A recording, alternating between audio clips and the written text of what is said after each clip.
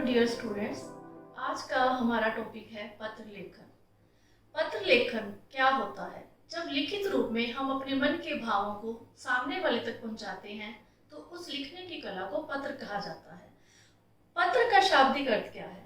ऐसा कागज जिस पर कोई बात लिखी जाती हो। पत्र के द्वारा हम अपने मन की बातों को दूसरे तक लिखकर पहुंचाते हैं। पत्र अभिव्यक्ति का एक सशक्त माध्यम होता है। जो बात हम अपने मुख से नहीं बोल सकते, अपनी मौखिक भाषा में व्यक्त नहीं कर सकते क्योंकि हमें हिचकिचाहट होती है, उसको हम बहुत ही अच्छे ढंग से लिखित रूप में प्रकट कर सकते हैं। हम पत्र दूर रहने वाले सगे संबंधियों को लिखते हैं, उनकी कुशलता का समाचार पाने के लिए पत्र लिखा जाता है। इसके अतिरिक्त अन्य कार्यों के लिए हम कार्यालयीय पत्र भी लिखते हैं।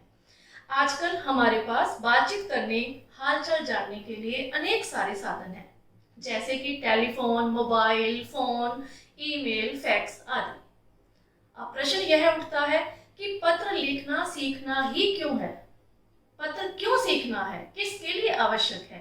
पत्र लिखना महत्वपूर्ण ही नहीं है बल्कि हमारे जीवन का एक अत्यंत आवश्यक अंग भी है। कैसे?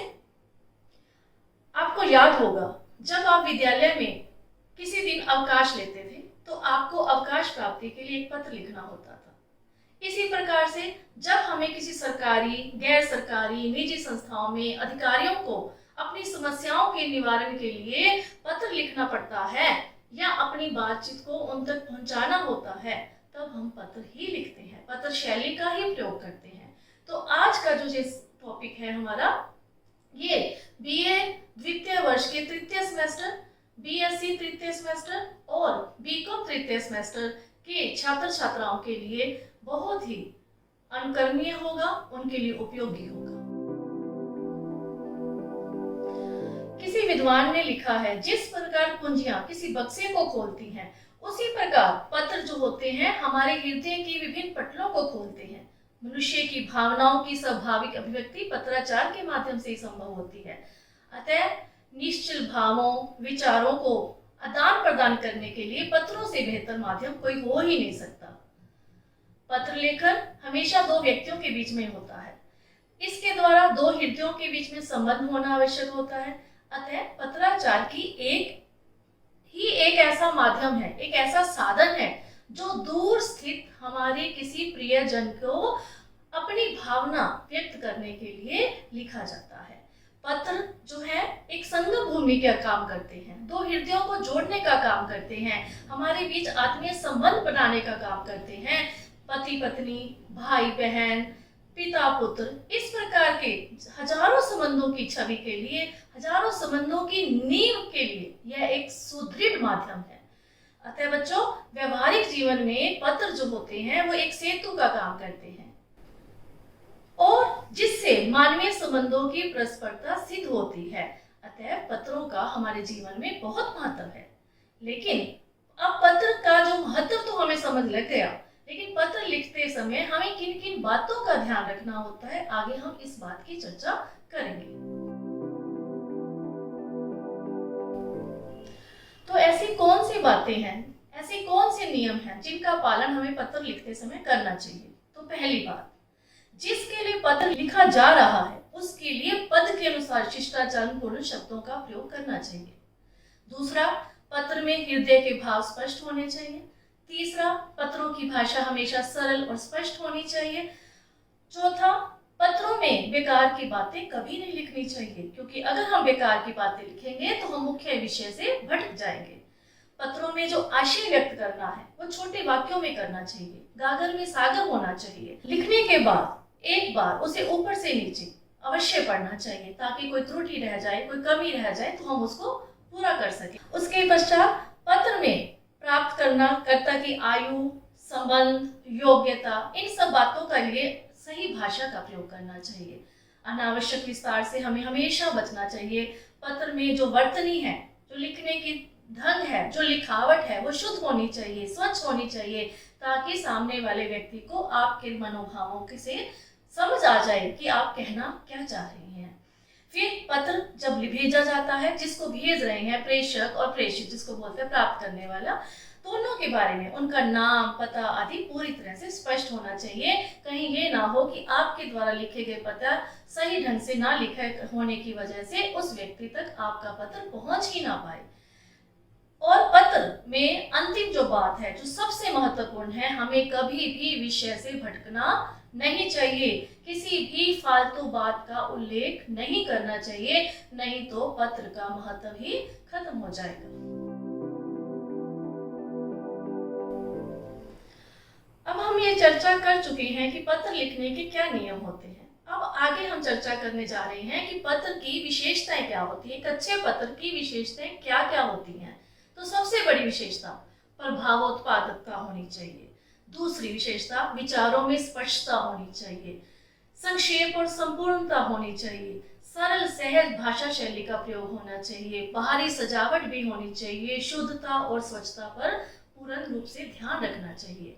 विनम्रता, शिष्टता, सद्भावना, सहज और स्वाभाविक शैली, क्रमबद्धता के साथ साथ विराम चिन्हों का भी विशेष ध्यान रखना चाहिए। व्याकरण की दृष्टि से पत्र लेखन एक कला है, तो व्याकरण का संपूर्ण प्रयोग में लाना अति आवश्यक है। जो सबसे बड़ी विशेषता इस अच्छे पत्र की है वो यही होनी चाहिए कि उद्देश्य पूर्ण होना चाहिए। मान लो आपने किसी अधिकारी को पत्र लिखा, किसी समस्या के निवारण के लिखा, लेकिन अगर आपने समस्या को सही ढंग से नहीं लिख पा रहे हैं या आप रोजगार प्राप्त करने के लिए कोई आवेदन पत्र लिख रहे हैं, आपने अगर अपने उद्देश्य से भटककर इधर उधर की बातें लिख दी, तो आपका पत्र का महत्व ही खत्म हो जाएगा। आपका पत्र कूड़े के ढेर में ही चला जाएगा। तो पत्र को लिखते समय इन सारी बातों का ध्यान रखना होता है। प्रभावशीलता तो सबसे ज्यादा ही आवश्यक होती है।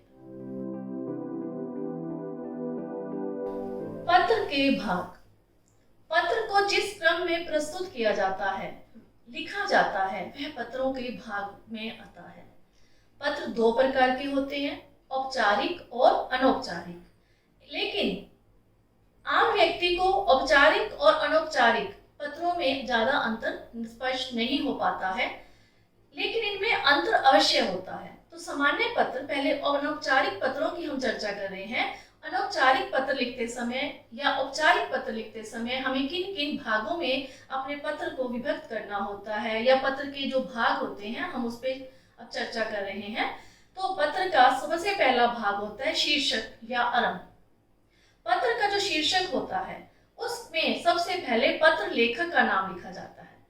फिर एक तरह से शीर्षक पत्र लेखक का परिचायक होता है, और पत्र लिखने वाले का पता पत्र के बाईं ओर सबसे ऊपर लिखा जाता है। परीक्षा के संदर्भ में हम जहां आपने ध्यान दिया होगा बच्चों कि परीक्षा भवन आप लिखते हैं, क्योंकि आप परीक्षा केंद्र में बैठे होते हैं, उस समय आप परीक्षा केंद्र लिखते हैं। फिर शहर का नाम की जगह पे आप क ख ग आपको सिखाया जाता है। तो इस तरह से ध्यान रखना होता है कि परीक्षा भवन, उसके ठीक नीचे दिनांक लिखते हैं, और उसके बाद हम सीमित शब्दों में अपनी बात को स्पष्ट करते हैं। फिर दूसरा आता है भाग संबोधन या अभिवादन। अब पत्रों में संबोधन और महत्व का बहुत बड़ा स्थान होता है। संबोधन किसको करना है? अब औपचारिक पत्रों में हम मान्यवर, महोदय आदि शब्द सूचकों का प्रयोग करते हैं। अनौपचारिक, जैसे मान लो माता पिता को लिख रहे हैं तो पूजनीय लिख देते हैं। बड़े भाई को प्रिय भाई, प्रिय भ्राता, छोटी बहन, मित्र को प्रिय मित्र आदि शब्द सूचकों से हम पुकारते हैं, उनको दर्शाते हैं। फिर आता है विषय वस्तु, जो कि हमारा सबसे बड़ा उद्देश्य है, लेकिन इसको लिखते समय हमें उद्देश्य से भटकना नहीं होता है। किसी भी पत्र में विषय वस्तु उसका सबसे महत्वपूर्ण अभिन्न अंग होता है, जिसके लिए पत्र लिखा जा रहा है। इसे पत्र का मुख्य भाग भी कहते हैं। यह प्रभावशाली होना चाहिए। जिन विचारों एवं भावों को हम प्रकट करने जा रहे हैं वह क्रमबद्ध लिखने चाहिए। अपनी बातों को छोटे छोटे परिच्छेदों में लिखने का प्रयास करना चाहिए। ध्यान रखना चाहिए कि आप पत्र लिख रहे हैं, कोई कहानी या नाटक नहीं लिख रहे हैं। तो इन बातों का जब आप ध्यान रखेंगे तो आप अपने आप ही अनावश्यक विस्तार से बच जाएंगे और विषय वस्तु आपकी बिल्कुल सही होगी और सामने वाले व्यक्ति तक पर आपके पत्र में जो लिखा गया है वो सही ढंग से प्रभाव अवश्य ही डालेगा और आपकी समस्या या आपके हृदय की जो बात आप अपने प्रियजनों तक पहुंचाने जा रहे हैं वो उन तक सही रूप में पहुंच पाएगी। जिस तरह विषय वस्तु का आरंभ प्रभावशाली होता है, उसी प्रकार से विषय वस्तु जो कि पत्रों का तीसरा महत्वपूर्ण भाग है, अंग है, उसमें उसका समापन भी प्रभावशाली ढंग से होना चाहिए ताकि जो पत्र है, जो उसकी अभिव्यक्ति है, सामने वाले पाठक तक ध्यान से पहुंच पाए। फिर आता है मंगल कामनाएं। किस तरह से आपने समापन करना है। विषय वस्तु की समाप्ति के बाद मंगल कामनाएं लिखी जाती हैं, लेकिन ये लिखना कभी नहीं भूलना चाहिए। मान लो आप अपने सगे संबंधियों को पत्र लिख रहे हैं तो आपको अंत में कैसे लिखना है। ये मंगल कामनाएं पढ़कर पाठक को या वाचक को ये लगता है कि पत्र लेखक जो है उसका शुभ चिंतक है। अतः शुभ हम क्या लिख सकते हैं, शुभ कामनाओं सहित, सद्भावनाओं सहित, मंगल कामनाओं सहित, आपका भवदीय, आपका जब आप कॉलेज में या विद्यालयों में जब लिखते हैं तब आप लिखते हैं आपका आज्ञाकारी शिष्य। तो इन बातों का हमें ध्यान में रखना चाहिए। जब आप मंगल सूचक शब्द लिख लें, पत्रों को अंतिम रूप में ले जाएं, उस समय अर्ध विराम लगाना कभी नहीं भूलना चाहिए। अब पत्र की समाप्ति कैसे करनी है। पत्र का अंतिम जो अंग होता है उसमें आपका भवदीय, आज्ञाकारी, शुभ आकांक्षी आदि शब्दों का प्रयोग प्रसंग के अनुकूल करना चाहिए। ऐसे शब्दों का उल्लेख तालिका के रूप में, टाइप्स के रूप, ऊपर नीचे जैसे लिखते कंटेंट जो होता है उस तरह से लिखना चाहिए। इन शब्दों के नीचे आप अपने हस्ताक्षर कर सकते हैं।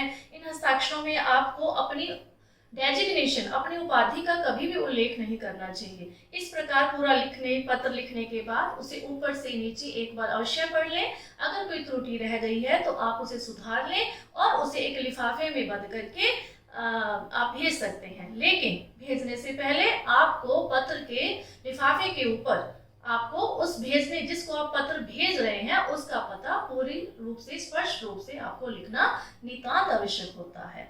अगर पत्र पोस्ट कार्ड के माध्यम से जा रहा है तो उसमें निर्धारित स्थान पर उस व्यक्ति का, संस्था का पूरा नाम लिखो। अगर पत्र मोहर बंद लिफाफे में रखा जाता है तो फिर लिफाफे पर पाने वाले व्यक्ति का पूरा पता अवश्य लिख दें। पता लिखते समय इस बात का भी ध्यान रखें कि पता साफ और पूरा लिखा होना चाहिए। पत्र में पाने वाले का नाम सबसे ऊपर होना चाहिए, मकान का नाम या उसकी जिस एरिया में आप भेजने जा रहे हैं उसकी संख्या, सड़क, गली, मोहल्ले का पता जो वर्णन है वो उसके बाद होना चाहिए। लेकिन जिसको आप भेज रहे हैं उस व्यक्ति का नाम सबसे ऊपर होना ही अति आवश्यक है।